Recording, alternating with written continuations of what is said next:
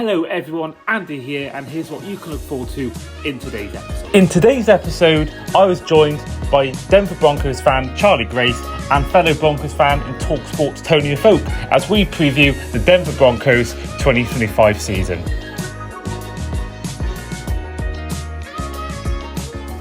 You look at the defense, maybe it doesn't need that many additions, but then you bring those guys in, perhaps with that in mind. Toni discusses the experience gained by quarterback Bo Nix in their playoff defeat to Buffalo. We started off really well in Buffalo in our first playoff game since we won the Super Bowl, but then you could just tell there was just a talent disparity. You could just tell Buffalo just had players who have been here before. And both Charlie and Toni predict their team's overall season record in our win-loss-tie segment. Hope you guys enjoy. Hello and welcome back to the Across the Pod NFL podcast. I am, as ever, your host, Andy Davis, and we're here for another team season preview. And this time, our team is the Denver Broncos. Now, with me, I've got two returning guests. Now, our first returning guest came on last year. We have with her today, Charlie Grace. Charlie, how are you? How are things? Yeah, I'm good, thank you. How are you? Yeah, good. Yeah, all good. Can't really complain. The weather was nice until today. Taking a bit of a downturn, but overall, yeah, can't complain. We're getting through these season previews now. We're almost at double digits now for the teams we've done so far. Looking forward to both kinds of football, their season starting, and yeah, it's all that sort of that little build-up you have before both seasons begin, and the excitement's there. Yeah, absolutely. And I suppose for your Liverpool side of things, a good transfer window for you so far. So some optimism. Yeah, I mean, it could get even better if these rumours are true about Isaac. I mean, my God. We are recording this on July 15th. It'll come out 25th, 26th, 27th of July, this episode. So we may have missed some huge news by now when it comes to football, but also the Broncos. So if that does happen, if there's a massive trade involving players, then that explains why they haven't been mentioned. But yeah, absolutely, this is going to be hopefully a good season. Obviously, the sad news came out about Jota, and I'm intrigued to see how we handle that in the season. But can't really fault it. I mean, the money spent on Verts, Frimpong, Kirkes, and just not really losing anyone like any sort of we haven't. We've kept Diaz for now. I do fear he might leave, but yeah, overall can't really complain. And I don't know whether I'm guessing it's not intentional. You got a orange theme Broncos background on your wallpaper. No, it's just painted orange. My wall is just orange. So the whole room's not orange, just this one wall. But so it wasn't painted with the idea of being the Broncos, right? No, it was just like the colour orange. And that's not even why I chose the Broncos. I don't even know why I chose the Broncos. I can't remember. But it's stuck at some point. Well, our second guest is also returning from last season. We have with us TalkSPORT's Toni Afoke. Toni, how are you? Good, thank you. Yeah, happy to come on again and talk about the Broncos. Yeah, so not complaining here. Very happy to join in. Well, since you last came onto the podcast, I've actually met you in person without even meaning to at the Football Blacklist event. Yeah, the Blacklist Awards, yeah. Yeah, it was I didn't know you were there, and then I was actually talking to someone I met that evening who worked there, and then next thing I know, you pop up. I was like, oh, it's Toni. And then you even bought me a drink. So it was good to meet you for the first time in person. Yeah, definitely. I think we've been doing this. I think this is probably the third year in a row that I've done this now with you. Probably. Yeah. Yeah, so I remember, I think it was when Sean Payton first came in. So that was probably it. But yeah, it was finally nice to meet in person, especially at the Football Blacklist as well. So yeah, it was a good night. It was a good night. Yeah, it was a good night. How was your head in the morning? Oh, you know what? It wasn't that bad. I think I got home at a ridiculous time, and then I had a meeting at 11, and I was thinking, oh, maybe I should have got home a bit earlier. But nonetheless, I enjoyed myself. That's the most important thing. But let's head to the ins and outs of the Broncos offseason. So, including free agency and re-signings, you bought in the likes of Talanoa Hufanga, Dre Greenlaw, Evan Ingram, Trent Sherfield, J.K. Dobbins, Sam Ellinger, as well as the likes of Jaquan McMillan and Jonathan Cooper. And the outs include Cody Barton, Zach Wilson, Javonte Williams, Riley Dixon, as well as little Jordan Humphrey. And then in the draft, you took in total 7 players, and your first week taken were cornerback Gabby Barron, 20th overall, RJ Harvey, running back 60th overall, and wide receiver Pat Bryant, 74th overall. So, Charlie, will go to you first. What was your take on the team's overall off-season? I'm very satisfied. I think there's still a bit of overhang from the Russell Wilson dead cap money, which possibly takes some precedent. That's still got to be factored in with perhaps some of the more high caliber free agents that were on the market. But for my money, they've pretty much filled in every roster hole that they kind of could have done heading into that period. So I was fairly happy. I think they got everyone at a fairly decent price as well. And they're all contributors that can come in day one and contribute to a team that I'd say deservedly made the playoffs last year and takes them on that next step. While Bo Nix is on a rookie contract as well. I mean, that's it. I mean, that's a perfect time to sort of build your roster because you've got the rookie contract situation. That is a good time to sort of, get these players in and try and do well, because we think a lot of players who make Super Bowls, a lot of them are on their rookie deals. Most recently I can think of Jalen Hurts, the first time around with the Eagles. You think about Jared Goff, only his third year starting for the Rams. Mahomes, into his second year starting, the third year with the team. I think it's probably why you see a lot of quarterbacks don't make it back after one appearance. I mean, Hurts broke that trend recently, but there's been a lot of quarterbacks: Matt Ryan, Cam Newton, obviously Nick Foles. But there's a lot of quarterbacks who, younger ones, way younger than Nick Foles, will come in, and they have these amazing 3 or 4 years. They get paid, and then therefore the roster gets torn apart as a result of that. So I think now's a good time to sort of capitalize on that. I mean, you've got the defensive player of the year there, Patrick Surtain. I mean, you've got Courtland Sutton, but I don't think it's the best receiving room apart from that. And I think overall, you got a coach who can make miracles happen. I mean, it's your first appearance in the playoffs since you won the Super Bowl with Peyton Manning. So shows the job he's done. He's had the Russell Wilson situation, and then he's got rid of the guy he doesn't want, and then he's come in and got the guy he does want, and they have a great year. So I think overall, it's not a bad time to be a Broncos fan. Tony, what was your thoughts on the off-season for the Broncos? I really enjoyed the off-season. I was saying to some of my colleagues at TalkSPORT saying that we low-key won it. And as Charlie alluded to, I think we filled the needs that we wanted. I think we got our free agency deals done early. I was really happy with the likes of Evan Ingram. I know the Broncos are a young team, but just adding someone like Evan Ingram will just be good for our offense because we barely used our tight ends last season. I think the only times I can remember that our tight ends scored were on National Tight End Day when I know Andrew Atkins got a touchdown and stuff like that. So we barely used our tight ends as well. We sorted out a bit of our running game. We've done that with I think J.K. Dobbins as well.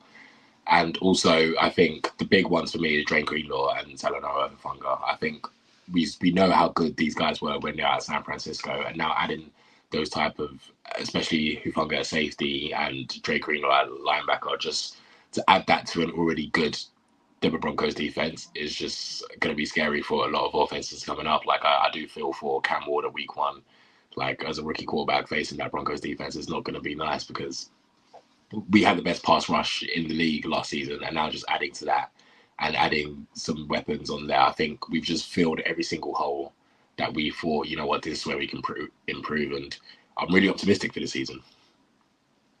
I think there's definitely room to be positive after what happened last season. Probably a season that not many expected to be ending up in a playoff appearance.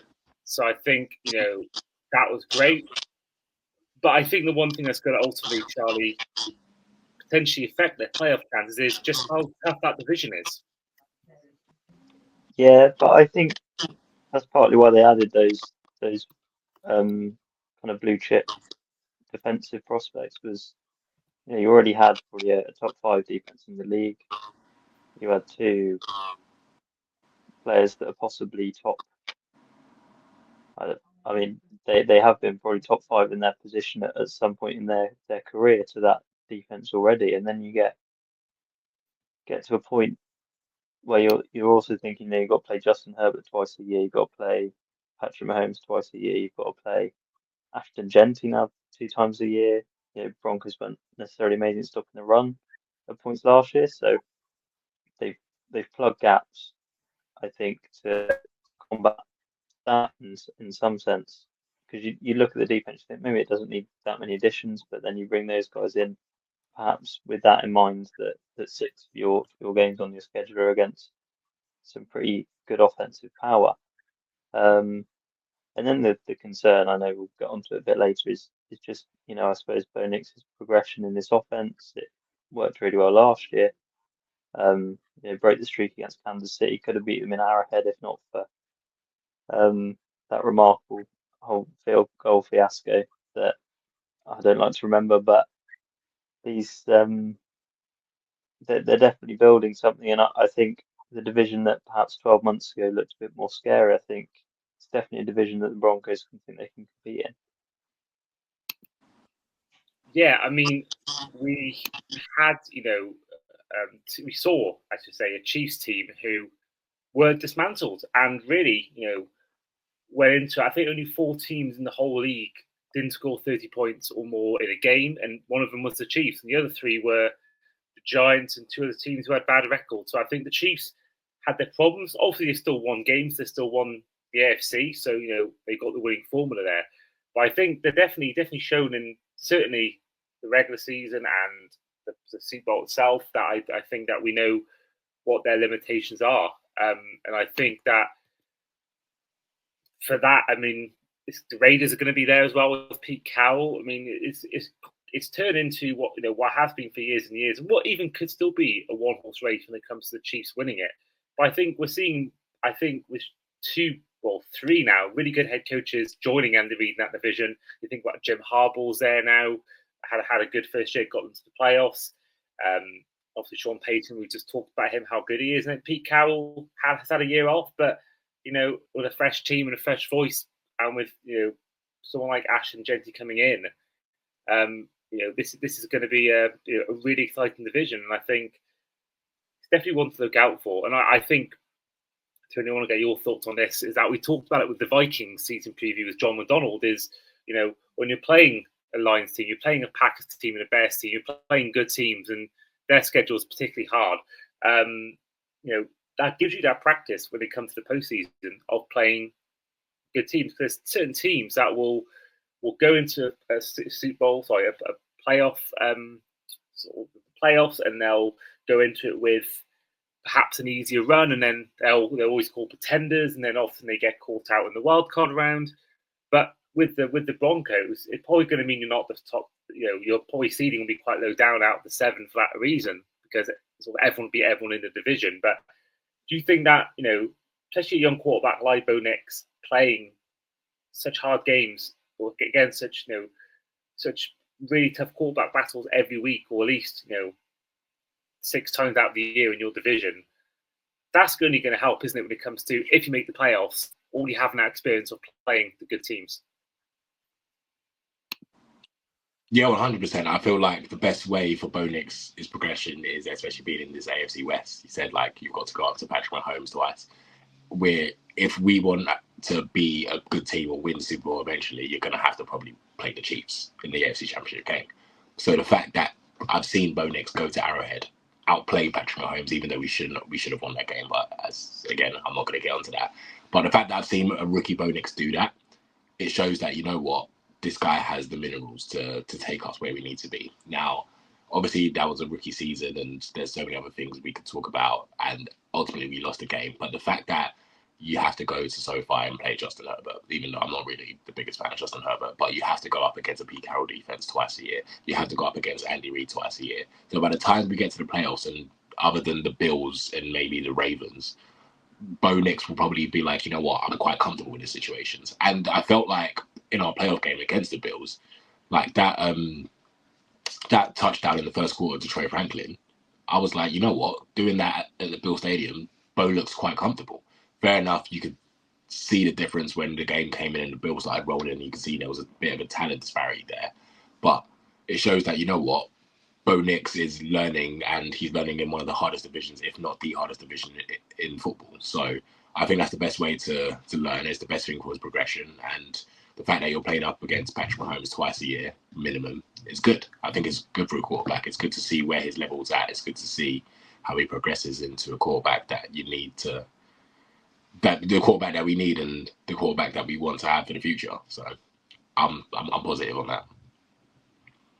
Yeah, absolutely. And I think what really impressed me was a lot of times I found that to have the composure he had in the pocket and sort of make the adjustments, I thought was really impressive for a rookie. And, you know, you see a lot of quarterbacks, they struggle first year. Some quarterbacks have disproved that theory in recent years with Daniels and Stroud, but, you know, a lot of quarterbacks, they do struggle. But he seemed to just, particularly, I think as the season went on as well, he just seemed to get better each week. And then they got to that late part of the season, it was just, he got better and better. And I think, you know, whilst the playoff appearance against Bills was maybe a step too far for his rookie year, I think certainly he's shown me and you guys and all the NFL fans that he has what it takes to at least be, you know, a better Kirk Cousins, or, you know, in that sort of top 15 quarterback conversation, maybe even top 10 in a year's time. So I think there's definitely, with Bo Nix, what we've seen from him, obviously sophomore slump does happen to some quarterbacks, but not every quarterback has a sophomore slump, particularly Patrick Mahomes. So he could just go on and go from strength to strength. Now, I want to ask you as well, boys, about the rest of the offense. And I only noticed it today that I actually put QB, not running back, when I put the running order in the chat about what happens with the Broncos running back room. Because you think about who you've got now. I mean, the projected starter is going to be RJ Harvey, who was their second round pick in this year's draft. Then you got J.K. Dobbins, who came in from Baltimore this offseason. Then you got Audrey May and Jaleel McLaughlin. Now you've got this, particularly Harvey. Look at the Harvey and Dobbins. I mean, you've got one running back who hasn't ever played an NFL game yet. He's a rookie, so it's always one where you're a bit like it could go one way or the other. Then you've got someone like J.K. Dobbins, who had an amazing year last year. I mean, he had 9 touchdowns, almost 1,000 yards, 905. But apart from that, he has only started 10 games in the 4 seasons combined before that.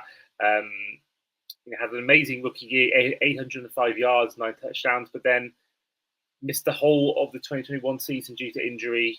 2022, he played 8 games, had 2 touchdowns, less than 600 yards. And then 2023, he played 1 game and had 22 yards for a touchdown. So your running back room is basically a bunch of rookies, a bunch of unexperienced guys, and also a guy who, when he's healthy, is great, but you can't always rely on that. So, you know, one thing, I think we've seen it last year with Saquon Barkley at the Eagles and Josh Jacobs at the Packers and Derrick Henry at the Ravens, is that despite the running back position at one point being a bit of a devalued position, it's actually become a bit back in fashion again, and teams are starting to pay running backs more now and sort of use them more in their offense. So for you, Charlie, I mean, how are you feeling about that running back room? Because for me personally, looking at it from an outsider's point of view, it looks to be a bit of a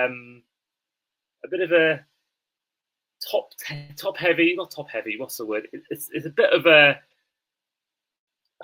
it's a bit of a weird running back room, I'd say. Yeah, it's running back by committee, I think, probably to an extent. But I think, you know, the Broncos haven't had 1,000-yard rusher since Philip Lindsay in 2019. I don't think, you know, it's been a revolving door of Javonte Williams. Looked like he was going to be quite a promising bruising runner when he burst onto the scene, when drafted him in 2021, I think it was, and then obviously he had the knee injury, which, you know, quite visibly changed his running style and his power. And you know, they've let him walk after his rookie contract ended. But I think we saw, obviously, the offensive scheme wants to be run on first down, run on second down, open up the screen game out of the backfield. Get the play action going in the late downs to try and stretch the field. And the Broncos haven't had a running back that can do that for a long time. So we're looking for those guys, and I think RJ Harvey definitely has prospect to be a 3-down back. I think there's been stories out of training camp. His production in the past game has been really promising, which was one of his concerns because he didn't do a lot of that at UCF coming out of the draft. But they obviously like their options. Estime's a bit more of a 2-down back. He'll do workhorse stuff in short yardage situations, and then you've got McLaughlin's a wild card in that kind of the screen game. You've seen his burst of pace down the touchline in red zone situations last season. So there's definitely a varied skill set in the room. It just depends on how Sean wants to utilize it and whether it becomes, like I said, running back by committee, or whether J.K. Dobbins does take the majority of touches out the backfield, and then RJ Harvey starts to be introduced later on in the season as he kind of picks things up through mentorship from Dobbins or whoever else in that room. Yeah, it's interesting because we've seen him, have Alvin Kamara for many years when he was a Saints head coach, and even seen the odd few running plays from Taysom Hill in that sort of Swiss Army knife role. But I'm intrigued what he does with this running back room, and I think, on paper, if Dobbins can stay healthy, I think he should be the number one, because I think, when he is good, he is good. It's just the injury problems are definitely a concern. But Tony, what's your thoughts on the running back room? No, I totally agree with Charlie. I feel like at first, before we signed J.K. Dobbins, it was going to be RJ Harvey. I think he was going to be the guy. But I honestly think the reason we got J.K. Dobbins is that one thing we've kind of been blessed with is that we haven't really had major injuries recently. So if you look at the likes of, that's the fact. I remember Funga came out in his interview. He said that obviously he was injured a lot. Not a lot, but he was injured during his time during the 49ers. And he said, one of the reasons as to why I came here is because, it looks like the Broncos, when it comes to, rehabbing and injuries, they've been good at preventing injuries. So if we do get a healthy J.K. Dobbins, I think he's going to be our go-to guy. And as Charlie said, we are looking to use the run a lot, because we know that Sean Payton likes to use the run to open up the space for play action and stuff like that. And we barely had a run game last season. I remember, as much as we loved Javonte in his rookie season, I think after that ACL, he just wasn't the same. Audric Estime, I think after that fumble he had early on in the season, and we made him walk around the practice facility carrying a football. He had some moments. He had a really good game at Arrowhead, but other than that, Audric Estime was just a bit. And Jaleel McLaughlin, he's our speed guy. He's our joker in the sense that we don't know whether it's going to be. I feel like in the running back room will be, if a healthy J.K. Dobbins is there, he will have the most touches. It'll be RJ Harvey, and then maybe a bit of Jaleel McLaughlin or Audric Estime. But I'm quite happy with the running back room. I feel like just because the fact that we were 10-7 last season and we didn't have a running game at all, basically, and we barely played with a tight end, the fact that we at least now have someone who is good when healthy, that's a good start. And we don't have to rely on a rookie running back. And there's nothing wrong with relying on a rookie running back, because I can tell the Raiders are going to be relying on Ashton Genty a lot. But RJ Harvey isn't Ashton Genty. But then again, RJ Harvey's not a bad running back, and he did quite well at UCF. I think people always allude to that play where he was at the backfield and he outran Travis Hunter against Colorado. So I'm happy with the running back room. I feel like that's somewhere where we needed to improve on, and we have, not only through the draft, but during free agency as well. Yeah, I think personally, from outside point of view, I can't really argue with how it's gone for the Broncos. I think certainly, as I said before, it's a really exciting time to be a Denver Broncos fan. But let's now head to our final section of the episode, which is going to be our win-loss-tie section. So for those who are listening or watching at home, if you aren't familiar with the process, each fan who comes on predicts their team's overall season record by going through each game and answering with a win-loss-tie So in week 1, you have got a home game, and this game is against the Tennessee Titans. Charlie, win, loss, or tie? I won't win. I think Cam Ward, rookie quarterback, there's going into what could possibly be a bit of a cauldron with, the defense, the first game of the year. I think it's going to be quite hostile and quite difficult on him, with a lot of pressure as well, being number 1 overall. Yeah, fair enough. I think a rookie debut is always one that, if you're going to face a rookie quarterback any time during the season, it is going to be that first week. Tony, back with you. For week 2, on the road to the Indianapolis Colts. Yeah, win. I think the Colts are a bit of they're in limbo right now. One of my mates is a Colts fan and he doesn't know what's going on. So yeah, definitely, I think we can go on the road and beat the Colts. The horse derby, I like to call it. Good point. Yeah. That's and then there's called it that way. And also the Peyton Manning Bowl as well. Yes. Week 3, back with you, Charlie, is a road game against the Los Angeles Chargers. Yeah, I mean, I put this one down as a loss just because I think with such evenly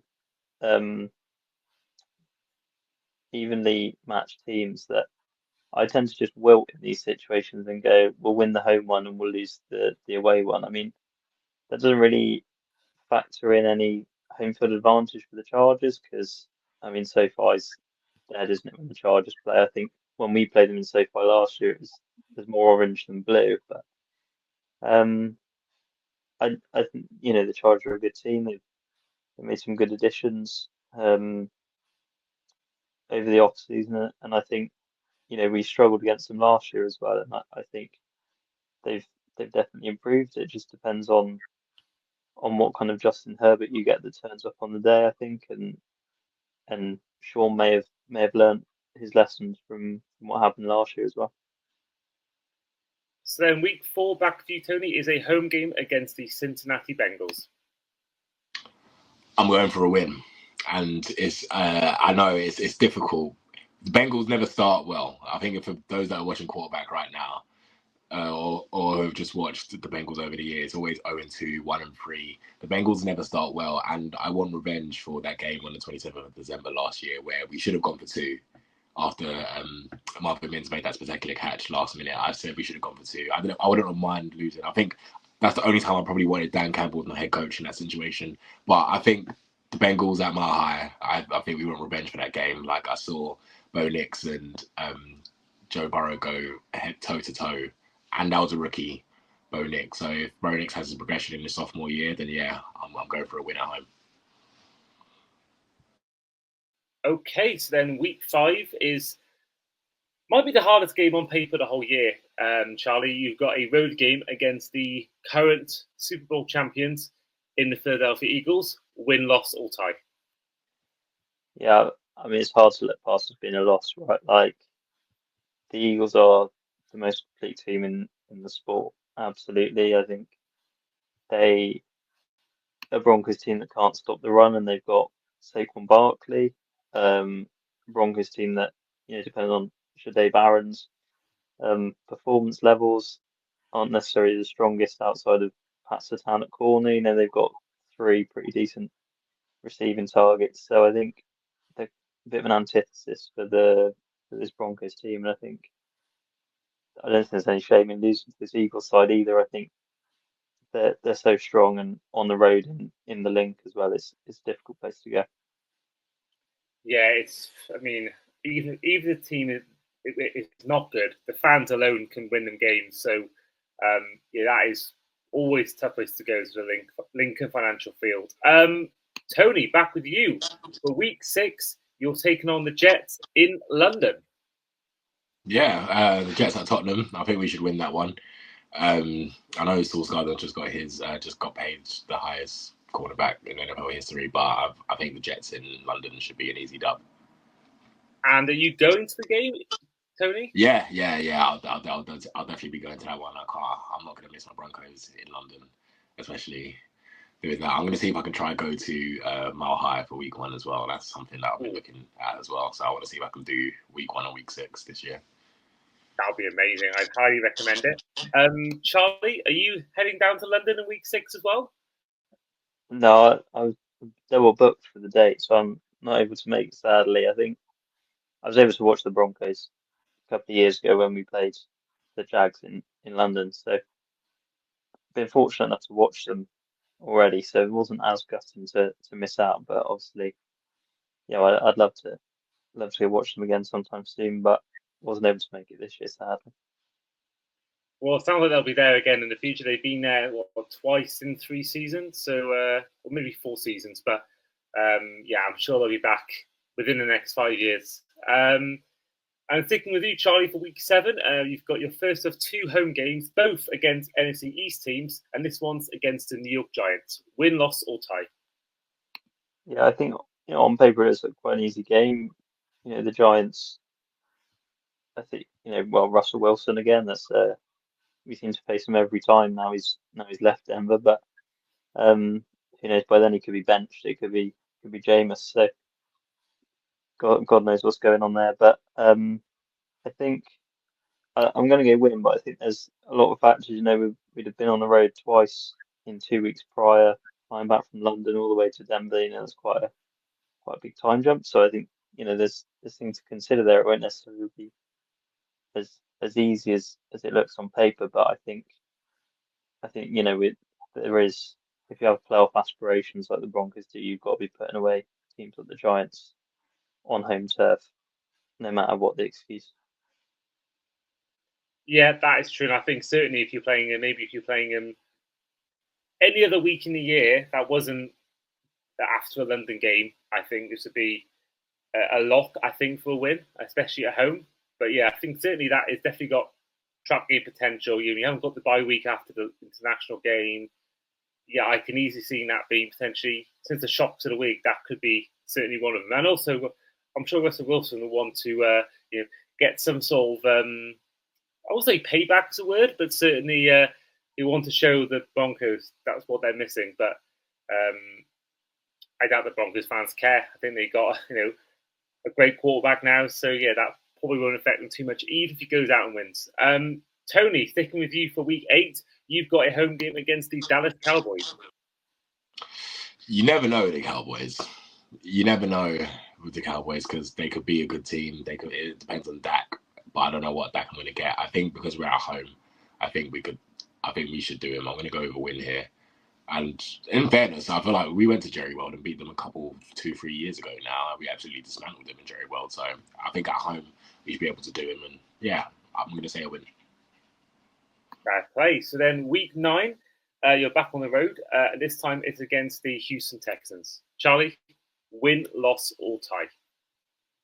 Yeah, I've flipped on this one quite a lot because I think, the Texans, if we're talking last year, going off of Stroud's great rookie season, I think they look quite imposing. And then last year, they probably look like a bit more of a beatable team on more occasions. And I think we match up quite well as teams. I think we'll both be gunning for those. Texans probably by virtue of playing in a slightly easier division might get into the playoffs through the 4 seed, that division win. But I think on paper we're pretty evenly matched sides. So I think I went Houston just because it's a road game, but I could easily see the Broncos sneaking one here. Yeah, Texas is the weird one. The O-line has to improve surely this year, and I think Stroud is, a brilliant quarterback. And I think if he had no offensive line problems, I think he could be, made a Super Bowl by now. I think that is their downfall in large parts. So yeah, I think that they're going to be intriguing once again. And yeah, I think a lot of teams would kind of hope to be in their division with how easy it seems to be to get in the playoffs for them. I'm sure my own team, the Dolphins, we want to be in that AFC South. I'm sure. I'm sure you guys actually, to be fair, you haven't got the Chiefs in that division. I think you probably won a few. Certainly last season, you might have actually won the division. Tony, back with you for week 10. You're facing the Las Vegas Raiders at home. Yeah, big win. I know we always seem to shoot ourselves in the foot against the Raiders, but I feel like last season, especially at home, with that the Paxton pick six. Like even then we were down. Like people forget we were I think we were 2 scores down before that pick six, and then we decided to do that. So yeah, I think because it's a win and because it's at home, I think it's a win. But we always just seem to shoot ourselves in the foot against the Raiders. So that's the only bit I'm kind of worried about. But I think we should win. So then week 11, Charlie, you have got your first of 2 games with the Kansas City Chiefs, and this one's at home. Win, loss, or tie. Yeah, I've got this one's a win. A bit like the Chargers one. I think in division it's a lot of like, you generally win your home ones, lose your ones on the road. But I think we've definitely come on leaps and bounds from that. What was it, 16-game losing streak against the Chiefs? I think we've beat them now twice in 2 years. Both times have been at mile high, but we've got a bit of a formula now. I think against the Chiefs under Sean Payton, and I think he's probably more chasing that scalp of the win in Arrowhead, but it doesn't seem to happen this way round where we play them at home first and then on the road second. It seems to be the other way around. Maybe I'm imagining that, but yeah, I think this will be a win, but division games never easy, and especially against the Chiefs. Yeah, those division games are always tough. Even teams who were maybe lopsided in terms of their win records for the season, you put them in a division game, and anyone can win those games. They are pretty good. Week 12 is a bye week, so week 13, Tony, is a road game against the Washington Commanders. Win, loss, or tie? This is a huge one. This is a primetime game. This is the best rookie quarterbacks from last year. I want to say a win. I really do, but I think just for the record, and because from right now, I'm thinking if I say win, I think we're probably going to have like 13, 14 wins, which is kind of insane. So I'm going to say loss here just because it's in Washington. It's a primetime game. I think it's going to be an absolute shootout. I think Jaden Daniels is a really good quarterback. I think Bo Nix is a really good quarterback as well. And I want to say win, but I think just to even out and balance the record at the end of the show so it doesn't look too crazy and too optimistic, I'm going to say a loss here. But in my head, I'm going for a win. Fair enough. Charlie, heading on to week 14 in the season, you're facing your second of 2 games against the Las Vegas Raiders, but this time you're on the road. Win, loss, or tie? Yeah, I've gone with a win. A bit like Tony said, we always seem to shoot ourselves in the foot against the Raiders. I think it was like 9 straight, the losing streak against the Raiders. Like people forget that because of the long one against the Chiefs, but I never liked playing against the Raiders. It always seemed like a banana skin game, even when they've been worse than us for a lot of the last kind of 10 years. But I think we've improved quite a lot in the last year, and I think Allegiant Stadium much advantage in the sense of any weather or anything like that. So I think I'm going to go with the win. So then week 15, back with you, Tony, is a home game against the Green Bay Packers. This is a big one because I feel like this is where at the time it's going to be getting to crunch time, playoff implications is going to be happening, and Green Bay we saw how good Green Bay were last year, even though they're in a really tough division. I think Green Bay are a really good team. I do really like Jordan Love as a quarterback. Do you know what? I think I don't want to say it, but I might say loss, just because I feel like we can get our wins elsewhere, and also like as I said, the Packers are a really good team. I think we do beat them, but if I add another win here, I think the record's gonna look a bit crazy. So I'm just gonna add, and I'm not gonna. I don't think we're gonna be unbeaten at home. It would be lovely, but I don't think we are. So I'm just gonna say loss just to even it out. Well, then moving on to week 16, you're facing a home game against the Jacksonville Jaguars. Charlie, win, loss, or tie? I mean, the storyline with this one's probably Travis Hunter returns to Colorado. I think. I think we'll get a better idea by that point of whether he plays both ways for much of the game. But I think Jacksonville as a team are one of those weird teams that feels like they're in between a rebuild and still using Trevor Lawrence's not Trevor Lawrence's rookie deal because he's got the extension, but the rookie deal of some of those other high round picks that they've had.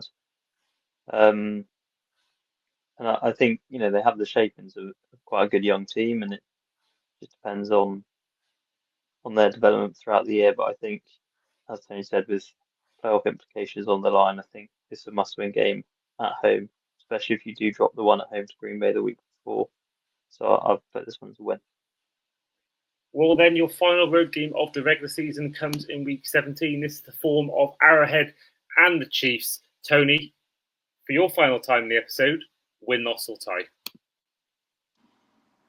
I think hopefully by then both the Chiefs and the Denver Broncos have made the playoffs. So I'm just gonna say loss here, just because I think this might be a nothing game. If it's gonna be a huge game, it's gonna be hard to go into Arrowhead last game of the regular season wanting something, even though we should have beaten them last year. I'm just gonna say loss here just because of the split. As Charlie said, we normally seem to split with teams when it comes to the division, and plus I doubt that the Chiefs will be playing their full team, and hopefully that we probably make the playoffs as well. We might rest a couple of guys, so I'm just going to say loss just to even out the record. Well, moving on to week 18, the final week of the regular season, and what a game this could be. I think this could easily be a potential playoff decider. I think the way the division has a tendency, as I said before, about teams beating each other, and we saw it last year with the Broncos and Chargers playing a game late on in the season had massive playoff implications. You think about the Raiders-Chargers game in 2021 season where they were sort of almost playing for a tie, it felt like. That was an amazing way to end the season. You're playing against the Chargers in this game, in what could be a massive game for the season. Charlie, win, loss, or tie? Yeah, I've gone with a win just because I think we've got the advantage of playing home field in this game if there are any big implications on it. And I think, chances are if there are implications on it, it will probably be pushed to a prime time slot in that week 18 where they don't announce the schedule till close to the time. So I think it's going to be a tight one, but I think we just edge it with home field advantage more than anything.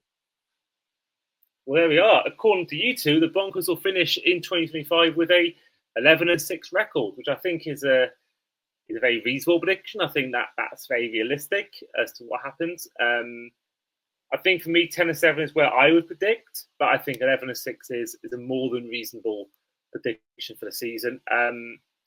So 11-6, 9 times out of 10, that gets you in the playoffs. Charlie, we'll stick with you first. If you were to make the playoffs with that 11-6 record, how far are the team going in the postseason?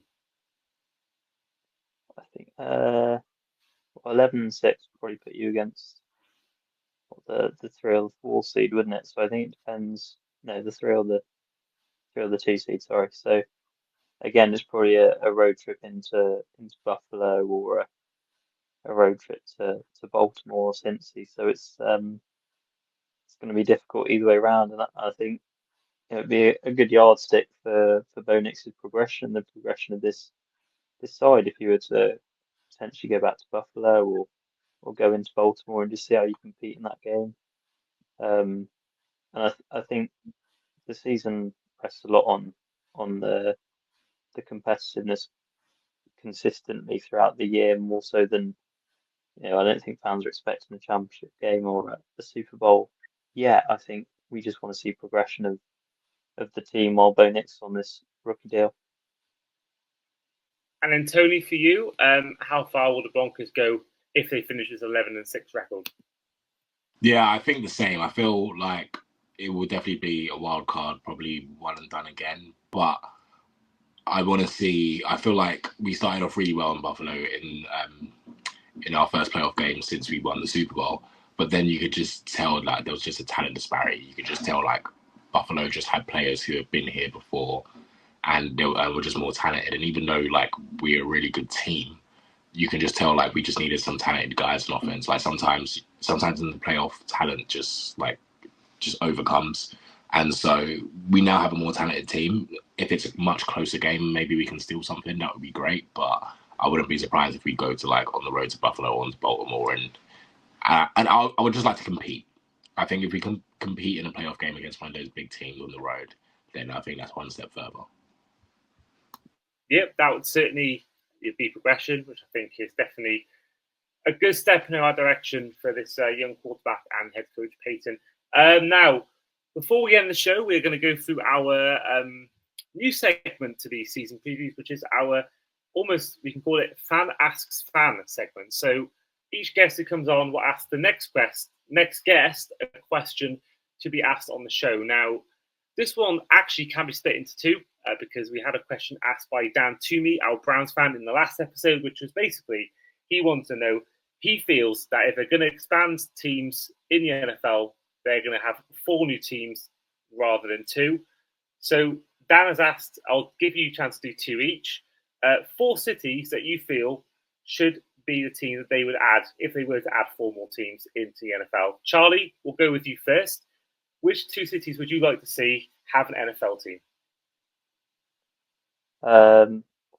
What question? I think you've got to take one team back to St. Louis. I think you've seen with the what is it now, XFL or UFL, UFSL, I can't remember what they call it now, but that team has had incredible attendances for their games. I think there's still definitely appetite in that region for the NFL. And then I think I don't see why you couldn't take teams like Toronto. I think Toronto would be a really cool place to take it. I think it's only just over the board from Buffalo, and I think you could be Canada's NFL team, a bit like the Blue Jays are their MLB team. That's some good answers. Now, Tony, we're going to go to you for the other 2 cities that you feel should host NFL teams. I would say a city in Nebraska. I know that sounds weird, but I remember meeting someone in Nebraska and they were saying we have no professional teams. And I was just like, oh, that's crazy. Like, they only have college teams. So, yeah, Nebraska, it would be good for Nebraska to have a professional team, and why not in the NFL? And I would say, we have Seattle, Portland. Portland. I think Portland, obviously you've got the Trailblazers, you've got the Oregon Ducks there too, but the Ducks have a big fan base. I think the Portland Trailblazers have a good fan base. Like, why not have a team in Portland that could be probably in the NFC West? I think Seattle might like trip to Portland, and that it might add into the NFC West a bit. So yeah, Portland and Nebraska, 2 weird, 2 rogue ones, but I think they deserve some teams. I love it.